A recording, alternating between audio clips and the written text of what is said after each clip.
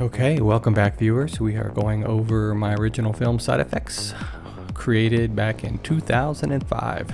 Went straight to Blockbuster. It was the first film I ever made, shot on a mini DV camera, and let's get into it. Okay, so if you're one of the 8 people who's been following this series along, then you know that this film was shot in an old farmhouse that was on the property of one of the producers' family farms. Kind of a creepy story about the house is that the producer's grandfather had died of a heart attack at that house on the front porch, and his grandmother left the house on her way to the hospital, and then since he passed away, she never returned and nobody ever went back into the house. So it just sat out there since the 70s, slowly decaying. Everything left exactly the way it was the day that his great-grandfather passed away. So clearly it gave us the ultimate backdrop for a horror movie. We didn't have to do a lot of set dressing. It was pretty much creepy right out of the gate. Okay, so the farm also had a barn, a more modern barn, and in that barn we built a little set for this room. This also doubled as the bedroom. It was like 3 walls that we put up and painted, and then would just move furniture in and out so that we could shoot it. There was no ceiling and no floor. Now this movie was shot with 3 main lights, 3 300-watt lights, Fresnel lights, and a fluorescent tube from Home Depot, and like 5 scoop lights from Home Depot. Oh yeah, and we also had the China ball. The China ball is probably the best film light ever invented, and I'm surprised it doesn't get a lot more play these days. You don't see it being talked about very much on the internet.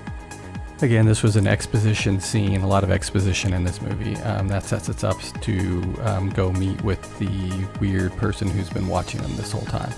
Now you can see to the right and the left, those are the 2 300-watt lights. For some reason I decided that putting these green gels on them would give it a more horror film look, more cinematic, filmish look.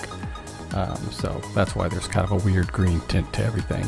So we shot this at White Rock Lake in Dallas, Texas. It was like 3 in the morning. The police came by, just said, "You guys are crazy for being out here this late," but didn't make us leave. So this was shot on the DVX 100, and it did not have the greatest low light capabilities. So a lot of the lighting that we had to do was utilizing, car headlights, for instance, to kind of light up this scene the best we could, because we did not have a generator that we could use out here because we were recording dialogue.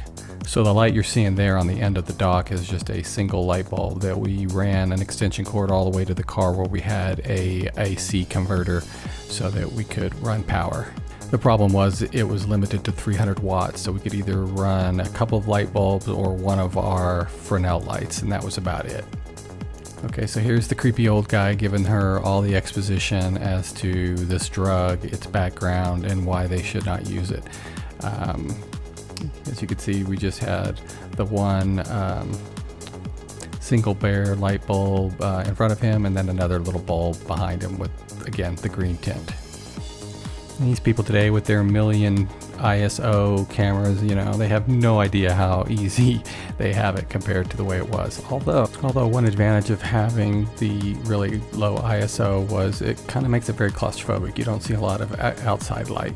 Okay, so adhering to the show it, don't tell it philosophy of filmmaking, rather than just have him tell us about this drug, we also created this medieval backdrop of the flashback story. To do this, it was a little bit challenging, but again, utilizing friends who had access to a ranch and to horses with some old ruins on it. Obviously not medieval ruins, but just like early Texas ruins. We utilized that. Then we went to a theatrical costume rental shop, and that's where we rented all these costumes. I think it cost us like $100 to get everything for a day. Not the best costumes in the world, but it is what it is. And peasant costume there. The male is really terrible, but I thought this character costume came out really well. And that cross that he's carrying is just a cross we bought at I think like Hobby Lobby, and stuck it on a pole. I think it was a flag pole or a curtain rod. So yeah, more stuff we got from the Halloween stores, and set up our little dolly shot right here to show the dead peasant. That stake fell off of his chest like a second after we go out of frame. I know you're thinking, man, this guy's crazy, trying to make a no-budget film and then having historic type of flashbacks, but you know, I thought it added production value and ended up coming out pretty cool. So anyways, until next time, that's where we're at. This is kind of fun. On the top, you can see the original DVD cover art for the US domestic release, and then below, I believe that is the German release of the film. They changed it up quite a bit, as you can see